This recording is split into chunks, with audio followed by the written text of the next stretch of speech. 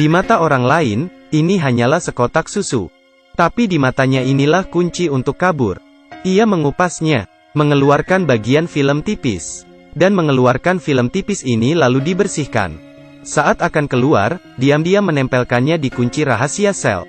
Jadi pada saat penjaga menekan kode tersebut, jarinya ikut menekan 4 tombol itu. Sekali lagi ia melambaikan film itu. Dia mendapat 4 angka. Jadi, mungkin ada 24 kunci kombinasi. Selanjutnya adalah mencoba kata sandi. Tapi bagaimana cara menyentuh kunci ini? Dia meremas kertas toilet menjadi bola-bola kecil. Kemudian meremas pasta giginya. Sama seperti itu dia membuat banyak hal. Kemudian menggunakan kertas kado. Terus meremas dan mengencangkannya. Sebuah bola bundar besar direkatkan. Saat penjaga membantunya melepas borgol, dia segera memasukkannya ke lubang di jendela kecil.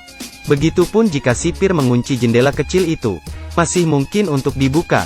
Dari jendela kecil, ia mengulurkan tangannya dan mencoba kata sandi. Paling banyak adalah 24 kali, dia bisa melakukannya dengan benar dan cepat. Untuk mencegah kamera menangkapnya, pertama-tama, dia harus tahu apa yang dilakukan para penjaga. Jadi dia mendengarkan suara di luar setiap saat. Melalui suara, saat pintu dibuka dan ditutup, dia tahu.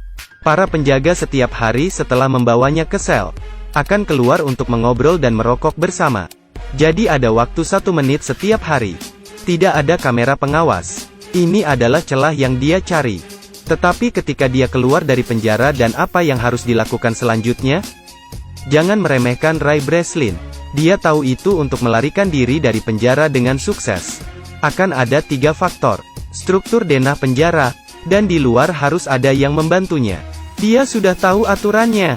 Untuk tata letaknya, dia sudah memahaminya. Begitu dia keluar penjara, dia pergi kemana-mana untuk mengamatinya. Penjara yang ketat ini ada kelemahan, yaitu stasiun pemadam kebakaran di sebelah penjara. Hanya ada satu masalah, hanya ruangan hitam kecil itu yang ada di dekatnya. Jadi dia mengambil inisiatif untuk menimbulkan masalah.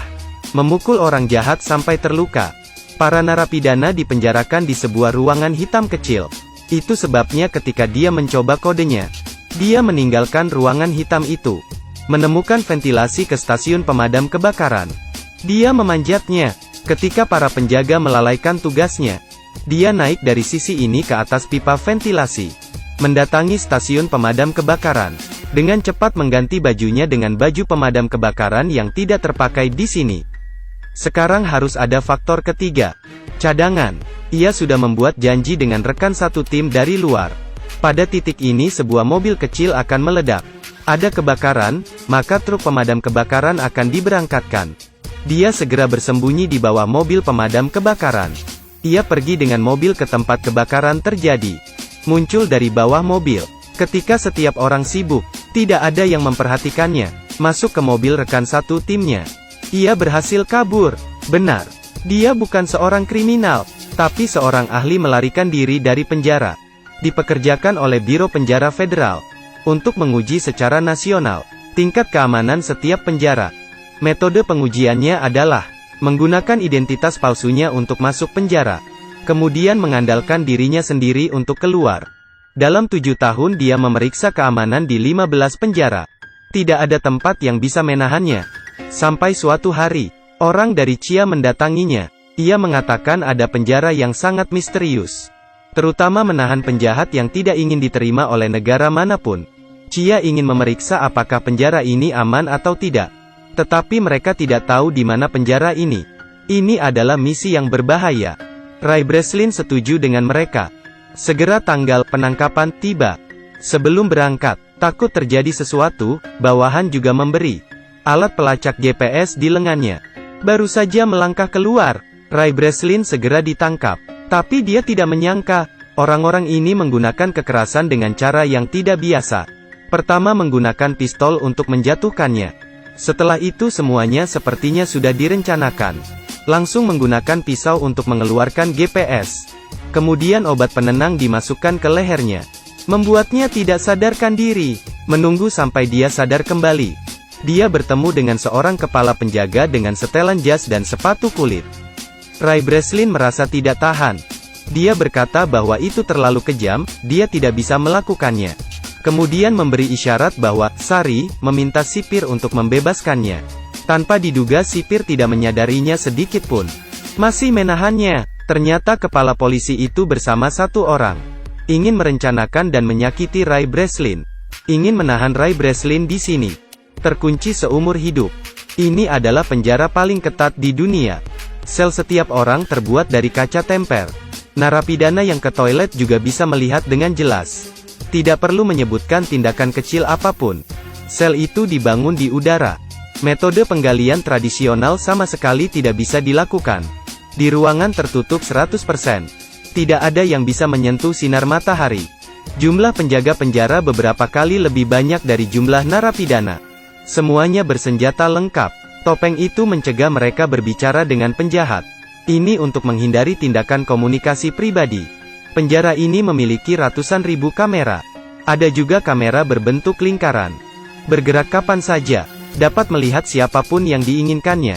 Tapi sel ini bahkan lebih menakutkan. Selalu menyalakan lampu yang sangat terang. Jika pernah dipenjara di sini, matamu tidak akan terbuka. Bahkan lebih panas dari sauna. Ini benar-benar penderitaan. Ray Breslin melihat penderitaan di sini. Mencoba mengamati struktur sel. Menghitung cara untuk memecahkannya.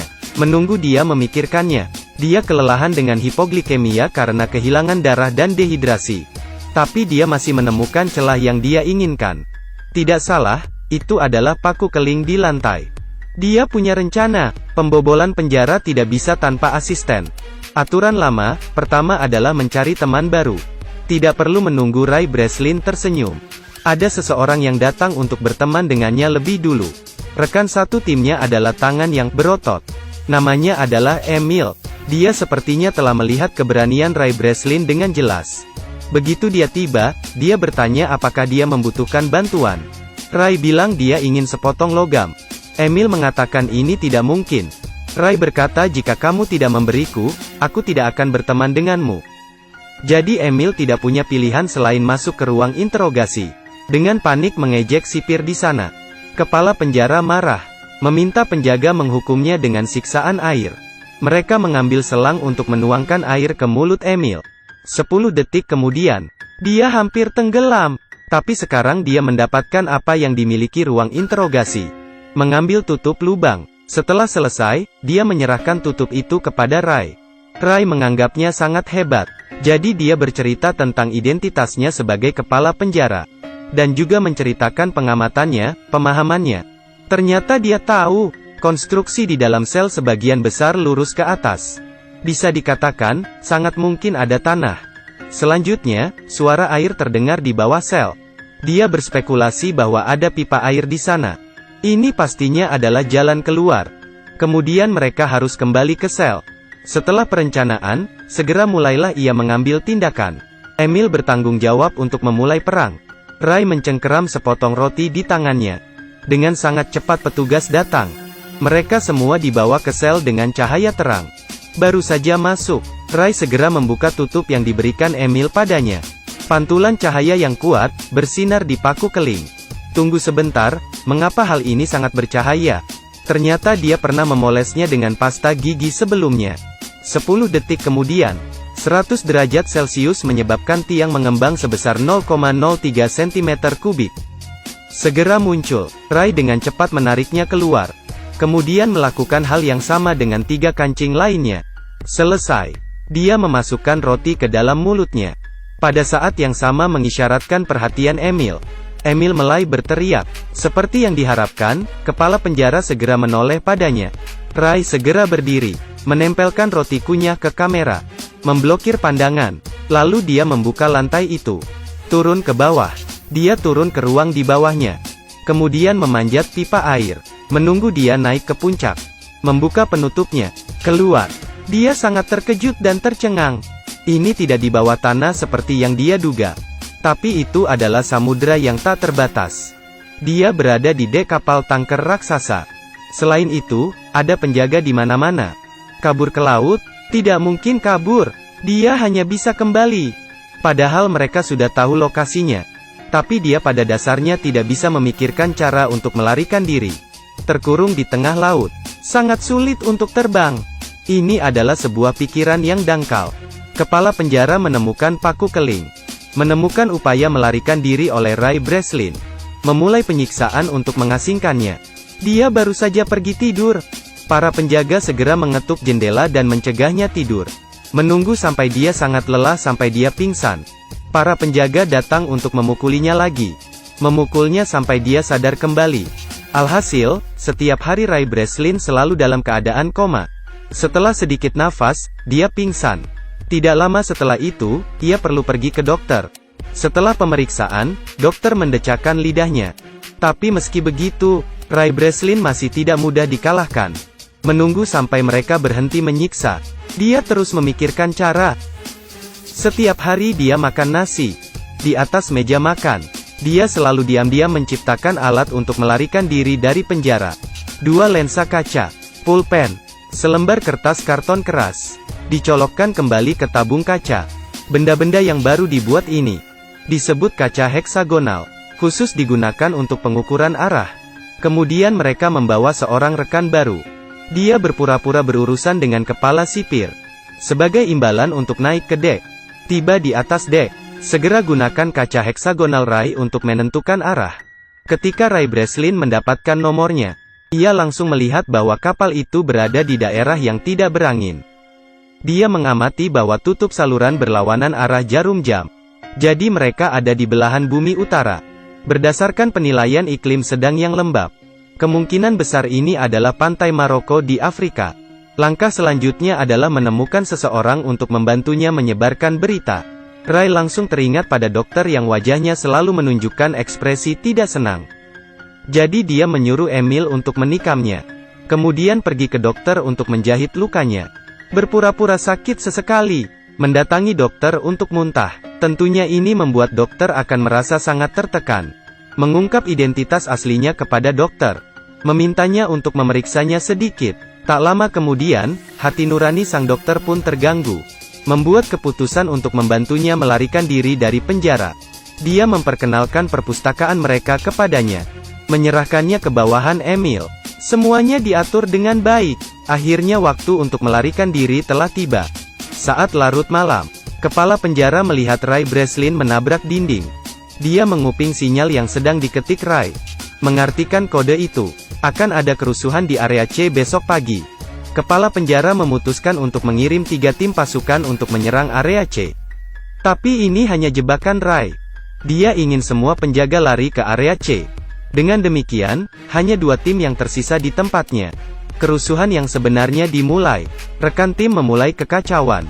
Kedua geng itu mulai berkelahi. Para prajurit di atas mengarahkan senjatanya ke bawah. Tapi Ray diam-diam pergi ke depan dan menyelinap. Kemudian memanjat tangga, mengikuti jalur pipa untuk naik ke dek. Siapa yang tahu pintu tersebut menggunakan kunci elektrik. Tidak bisa terbuka bahkan ketika dia menggunakan kekuatannya. Ray Breslin memutuskan untuk pergi memutuskan aliran listrik. Dan itu berarti dia harus turun. Dia tidak punya pilihan lain. Turun ke ruang listrik. Saat dia sedang mengontrol komputer untuk mematikan sirkuit. Seperti yang diharapkan, Emil bisa membuka pintu. Dia akhirnya bisa naik ke kapal. Pesawat yang dipesan juga tiba tepat waktu. Saat dia mendekati pesawat, musuh juga masuk. Emil tidak bisa pergi, karena pria itu belum muncul. Jadi dia mengambil senjata. Tatapannya berubah menjadi kejam. Pria legendaris ini, dalam sekejap menjadi senjata pembunuh berdarah dingin. Di sisi lain, sipir memblokir Ray di ruang listrik. Dia sama sekali tidak terburu-buru. Karena Ray Breslin seperti ikan di jaring.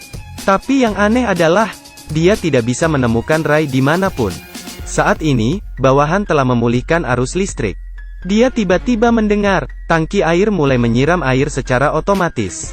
Senyumnya berangsur-angsur memudar. Dia lupa langkah penting ini.